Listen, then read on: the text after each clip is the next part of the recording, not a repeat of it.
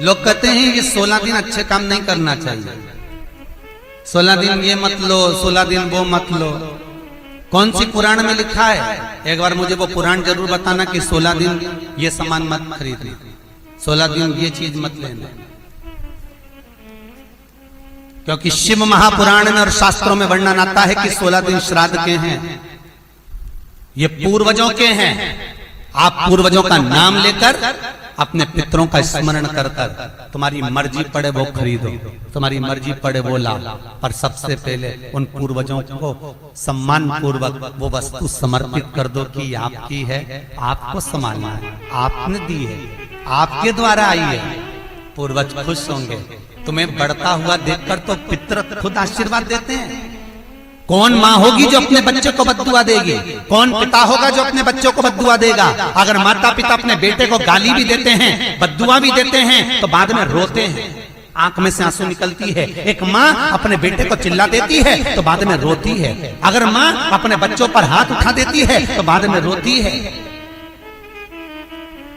तो क्या मरने के बाद पितर तुमको बद्दुआ देंगे? नहीं, पितर आशीर्वाद देते हैं। बस इतना जरूर कहते हैं कि मैं छोड़ कर गया था रे, मैं तुझे देकर गया था रे, मुझे भूल क्यों गया? तू थोड़ा देता क्यों नहीं है?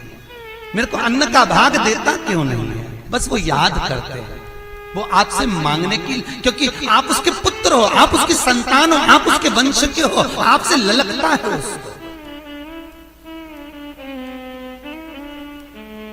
किसी दूसरे से नहीं।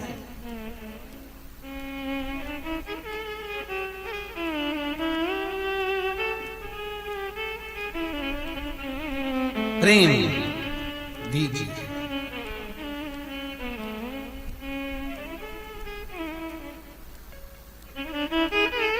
भले कोई किस भाव से आए उसका आदर हो, उसका सम्मान। कई लोगों का प्रश्न होता है, गुरुजी हम 4 भाइयों का परिवार है, पर पितृ दोष मुझ पर ही क्यों आया? मैं क्यों तकलीफ भोग रहा हूं? मेरे को क्यों कष्ट आ रहा है? मेरे क्यों पांव दुख रहे हैं? मेरे घर में क्यों ऐसी परेशानी आती है? सबकी सब तो सुखी है। ध्यान रखना, पितरों का जिससे लगाव होता है और जिसको पितरों ने दिया होता है, पूर्वजों ने दिया होता है, भगवान ने दिया होता है, लालसा उसी से होती है। भीख मांगने वाला, भिक्षा मांगने वाला भिखारी भी होता है, भिक्षुक भी होता है। तो गाड़ी देख लेता है कि 4 व्हीलर गाड़ी से आया है तो सेठ जी 10 रुपया देगा। कोई पैदल जाता है तो भिखारी भी सोचता है बेचारा क्या देगा, उसके पास तो खुद नहीं, पाँव में चप्पल नहीं पहना है, फिर भी हाथ फैला देता है कि दे दे तो ठीक है, नहीं तो कोई गाड़ी वाला तो देगा ना मुझको। उसी तरह घर के पूर्वज, घर के जो आहूत होते हैं, घर के जो पितर होते हैं, घर के जो वासुक होते हैं, घर के जो पूर्वज होते हैं, आशा उसी से लगते हैं जो दे सकता है। जिसके पास है ही नहीं उससे क्या आशा रखें? जिसके पास कुछ है ही नहीं उससे आशा रखना क्या?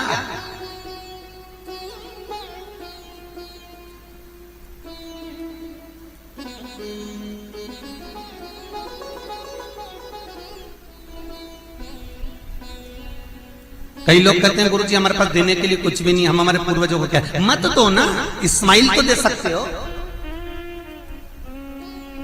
जिस दिन तुम्हारे पूर्वजों का श्राद्ध है, तुम्हारे पास में खिलाने के लिए अन्न नहीं है, तुम्हारे पास देने के लिए दान नहीं है, तुम ब्राह्मण को घर में नहीं बुला सकते, कोरोना महामारी चल रही है, तुम कुछ भी नहीं दे सकते, तुम्हारे पास देने के लिए वस्त्र नहीं, आभूषण नहीं, कुछ भी नहीं, मत दो।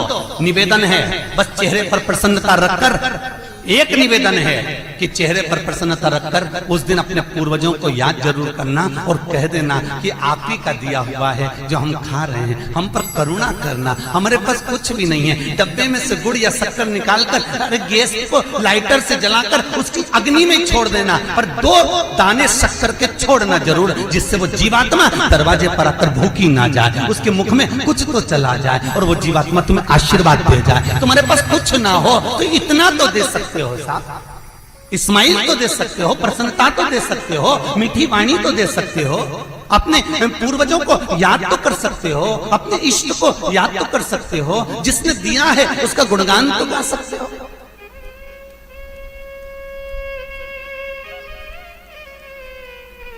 एक नई नवेली दुल्हन को पति ने एक नई नथनी लाके दे दी। कबीरदास जी लिखते हैं, नथनी दी यार ने तो दिया बखान। यार ने केवल एक नथनी लाकर दी है, पति ने केवल एक नथनी लाकर दी है, सोने की बड़ी सुंदर, सबको दिखा रही है, घूंघटे में उघाड़ उघाड़ कर दिखा रही है, मेरे पति ने दी है। झुमका बार बार दिखा रही है, मेरे पति ने दी है, मेरे पति ने दी है। एक नथनी मात्र 2000, 5000, 10,000, 20,000, 25,000, 50,000, 1 लाख, 2 लाख की नथनी पति देता है तो सारे जगत को दिखा देते हो। वो परमात्मा देता है तो किसको क्यों नहीं बोलते कि उसने दिया है, उस पूर्वजों ने दिया है। वो छोड़ कर गए थे तो हम खा रहे हैं, अगर वो छोड़कर नहीं जाते तो रोड पर मिल जाते। लोग कहते हैं हमारी माँ ने हमको क्या दिया, हमारे पिता ने हमको क्या दिया, सब उसको देकर चले गए। भले वो किसी को दे जाएं पर आशीर्वाद लिए बगैर मत जाने देना। भले वो कितना भी पक्षपात करें, भले वो कितनी भी बेईमानी करें, भले वो कितना भी कपट करें, वो सारी जायदाद उठाकर किसी को भी दे दें, पर उन माता पिता का सम्मान जरूर करना, क्योंकि वो मरते मरते आशीर्वाद जरूर दे जाएंगे कि मैंने तुझे कुछ नहीं दिया, ले मैं तुझे आशीर्वाद देता हूँ, और तुम्हें आशीर्वाद मिल गया तो तुम निहाल हो गए। वर चाहिए, आशीर्वाद चाहिए, धन दौलत नहीं। श्राद्ध पक्ष की कथा कहती है, ये श्राद्ध पक्ष का जो वर्णन गरुड़ पुराण में कहा गया कि जीवात्मा सबसे पहले जाती है तो घर पर जाती है, जैसे जट्ठा और मट्ठा की कथा।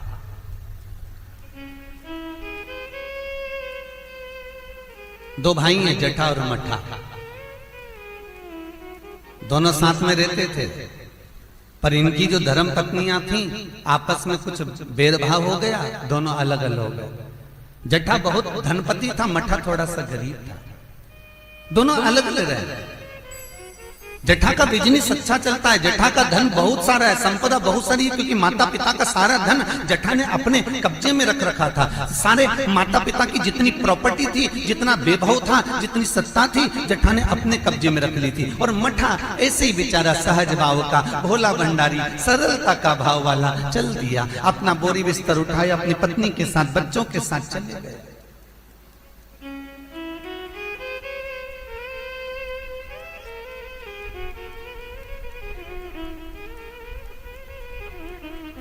सोलह दिन श्राद्ध किया गया। एक दिन जट्ठा की पत्नी बोली, सुनो, इतना सारा गाड़ी बंगला जमीन जायदाद ढेर सारी है, 200 एकड़ जमीन, 200 बीघा जमीन है, 4 ट्रैक्टर हैं, गाड़ी बंगला ढेर सारा है, खूब वैभव बना हुआ है, पर अपन अपने घर में सेठ बनकर रहते हैं, पर दुनिया को क्या मालूम कि अपने पास कितनी दौलत है, कितनी जायदाद है, अपने परिवार वालों को, रिश्तेदारों को, किसी को क्या मालूम कि अपने पास में कितनी सत्ता, अपन कितने राशि ठाट में रहते हैं। तो पति बोला क्या करना है? पत्नी बोली एक काम करो, तुम्हारे जो पिताजी मर गए थे उनका श्राद्ध आ रहा है,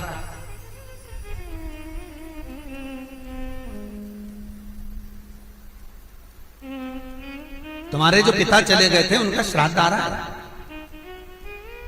एक काम करो, अपन अपने पिताजी का श्राद्ध रख देते, और श्राद्ध रखेंगे तो मेरे मायके वालों को और आपके पूरे परिवार वालों को, जो आपके रिश्तेदार हैं, मित्र हैं, दोस्त हैं, और मेरे मायके वाले, मेरी सहेलियां, मेरी बेस्ट फ्रेंड, सबको बुला ला, और उनको बड़े प्रेम से अपन भोजन करा देंगे। इतने में जट्ठा बोला कि भोजन बना तो खिला तो देंगे, पर भोजन बनाएगा कौन, इतना सारा फैला हो जाएगा, उठाएगा कौन? इतने में तुरंत जट्ठा की पत्नी बोली, वो देवर और देवरानी क्या करेंगे? बाप तो उनका भी था, पिता तो उनका भी था, वो आए देवरानी, और देवरानी आकर भोजन बनाए और देवर आकर बर्तन मांजे। चलो निमंत्रण सबको देने जा रहे हैं तो उनके घर भी चल जाइए। आवाज लगाई, मट्ठा, अरे ओ मट्ठा। मट्ठा ने दरवाजा खोला, छोटा सा झोपड़ा, गोबर से लिपा हुआ घर।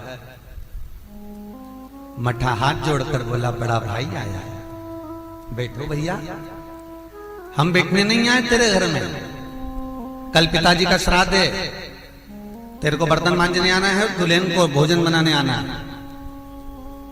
श्राद्ध पक्ष में हमने ब्राह्मणी ढूंढी थी, बामनी भोजन बनाने वाली मिल नहीं रही है, सब लगी हुई है इधर उधर, देवरानी को ले आना। भाभी हम आ तो जाएंगे, पर निवेदन इतना सा है कि पिताजी का श्राद्ध है, तो मन कर रहा है कि हम थोड़ी सी धूप छोड़ दें, इसके बाद आ जाएंगे। इतने में तुरंत भाभी बोली, सुन रे मठा, आना हो तो सुबह जल्दी आना, क्योंकि रखे हुए बर्तन कौन मांजेगा, भोजन कौन बनाएगा। इतनी देरी से आना है तो केवल क्या खाने आ रहे हो? आने की जरूरत नहीं है, तुम दोनों की जरूरत नहीं है, मेरे को मत आना, तुम छोड़ दिया। जेठा गया, अपने ससुराल वालों को बुला लिया, मायके वालों को बुला लिया, सबको बुलाया। पितृलोक से जिसकी तिथि होती है, पितरों के भगवान जिनका नाम है आर्यमा स्वामी, कौवे पर बैठकर जिसकी तिथि होती है, उस तिथि के जीव को कौवे पर बिठाकर आर्यमा स्वामी लेकर आते हैं, और जिसकी यहाँ श्राद्ध होती है उसकी छत पर कौवा छोड़ते छोड़ते जाते हैं। इसलिए हिंदू धर्म में श्राद्ध में कौवे का बड़ा महत्व होता है, क्योंकि पितरों के देवता आर्यमा स्वामी कौवे पर बैठते हैं, और उसी कौवे पर हमारे घर के जीवों को लेकर आते हैं।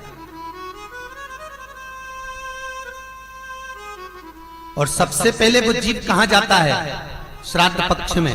बहुत ध्यान से सुनना गरुड़ पुराण का ये चरित्र। सबसे पहले वो जीव कहां जाता है? जो घर का सबसे पुराना घर होता है, जहां पर घर का बड़ा बेटा रहता हो, जहां पर घर का पुराना मकान हो, पुराना घर हो, वहां वो जीव जाता है। 3 वृक्ष पितरों के तुल्य हैं। पहला पीपल, दूसरा बट वृक्ष, तीसरा बेलपत्र का वृक्ष। बेलपत्र का वृक्ष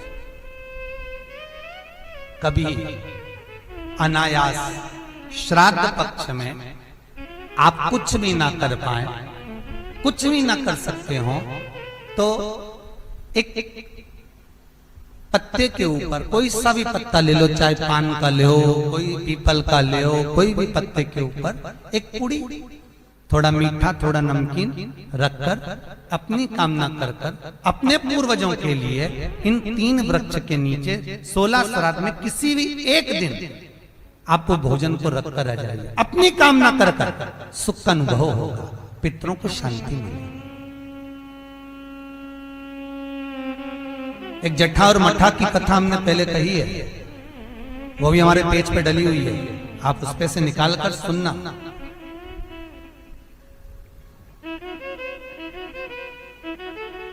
उसमें भी हमने व्याख्यान वर्णन करा जट्ठा मट्ठा की कथा। 3 वृक्ष पितरों के तुल्य हैं, 3 पक्षी पितरों के तुल्य हैं, कौवा, हंस और गरुड़।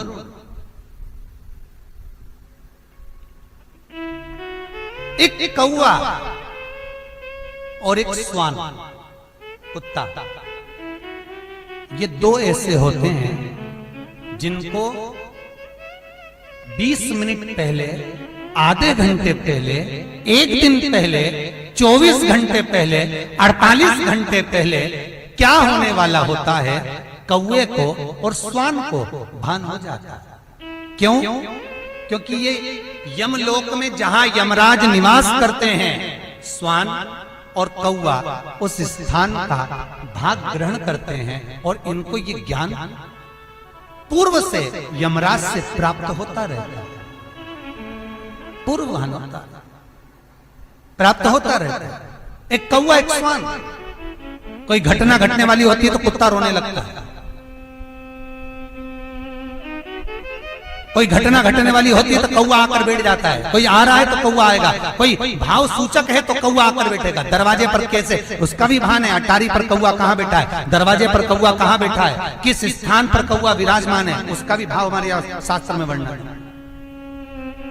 3 पक्षी, 3 वृक्ष पितरों के तुल्य हैं। पक्षियों में कौवा, हंस और गरुड़, ये पितरों के तुल्य, जो अधोगति में मर जाते हैं, जिनको पिंड नहीं मिलता, तर्पण नहीं होता, ब्राह्मण का भोज नहीं मिल पाता, जो मर जाते हैं, जिनका अंतिम संस्कार तक नहीं होता, जिनकी गति बिगड़ जाती है, ऐसे जीव कौवे के अंश में प्रकट होते हैं।